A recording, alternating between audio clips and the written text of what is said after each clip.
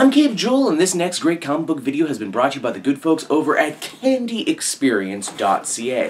What's Candy Experience? Well, it's a crate service that sends a smattering of delicious treats to your door every month. Are you like me? Do you have a sweet tooth, but you hate having to shop for all that candy, and you want to try something new and different? I think this might be the service for you.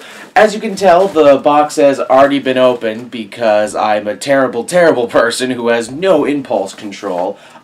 Each box is perfectly curated with new stuff every month. You get a very nice handwritten note, as well as a little bit of insight into the two nice ladies who run it. I'll be sure to leave a link down in the description. Be sure to check them out. Be sure to tell them your good pal Cape Joel sent you. And with that, let's hop on into the new video, which is... we are taking a closer look at Avengers No Surrender issue number 681, a continuation of No Surrender. What'll happen next? Well, let's hop on in together and find out. Hey, so this is interesting. Up until now, all the heroes have been sharing narration and focus duty. Now, though, in this issue, they flip it up a little bit and have one of the bad guys get to talk. Captain Glor E here tells us about his time as a military leader for the Kree army. He was bloodthirsty, he was brutal, but maybe not evil. While on a mission, he was ambushed by a bunch of aliens and he thought he was dead, only he wasn't. He got transported to the feet of the Grand Master along with everyone else. It would seem that Challenger and Grand Master kidnapped their teams from the exact moment of their deaths and offered them a chance to live again if only they would serve them. Oh, so that answers two important questions. One, what are these two teams actually fighting for? And two, why were some of them dead previously to this story? Now, speaking of dead characters, you'll remember in the last issue, Rogue touched Corvus Glaive and actually managed to take down one of the Black Order's heaviest hitters. More importantly, she was able to take a look inside his mind and figure out what's actually going on. Earth is a big game board, these three teams are the players. The Pyramoids are points and ones that the Avengers are going to have to work overtime to stop the bad guys from claiming, because once they do and the game is over, the board will get shaken, which means Earth will be destroyed. Now, we still have our new character, Voyager, who's having a rough time teleporting everyone around. It's a real strain on her powers, and speaking of her powers, this issue actually offers up her origin on how she got them. It would seem that Voyager's father was a genius in the field of quantum entanglement. One day, the young Voyager stumbled upon him and her mother having a fight. She ended up getting into a big lab accident, and boom, superpowers. Now, back at the battle for the Pyramoids, both heroes and villains alike are starting to get creative when it comes to actually grabbing the items after seeing what happened to the Human Torch a few issues back. As far as they know, as soon as you touch it, you die. This is why team psychics like Mentacle actually start pulling their weight in a big bad way. He's not gonna touch it, but he can manipulate one of the Blood Brothers to go and touch it. And you know what? He might very well have gotten away with it too if it wasn't for the intervention of that damn meddling Hawkeye and Red Wolf of the Occupy Avengers team. And yes, that is a team with 2 members. It was probably supposed to have more, but the book got canceled before they were able to recruit everybody. Oops. And hey, speaking of recruitment, the Lethal Legion start thinking to themselves that if the fight keeps going against them like this, they're going to have to play their ultimate trump card, a big emerald green trump card that's very angry. So that was Avengers number 681, everybody, and overall we definitely see a lot of movement in the story in this issue. The heroes finally know what's going on and what's at stake. We learn why the villains are fighting so hard, and that at the end of the day, the members of the Lethal Legion might not actually be beyond saving or even reasoning with. And hey, we even get a little bit more about Voyager. I have to think all that stuff they mentioned about quantum entanglement and how she can teleport stuff long distances is going to become important later. If I had to put money on it right now, I would say she uses her powers to teleport the Earth back to where it's supposed to be. They've also been doing a nice slow burn with the Hulk coming back. Very excited to see him return. After all, he's my favorite Avenger who's not an Avenger very long.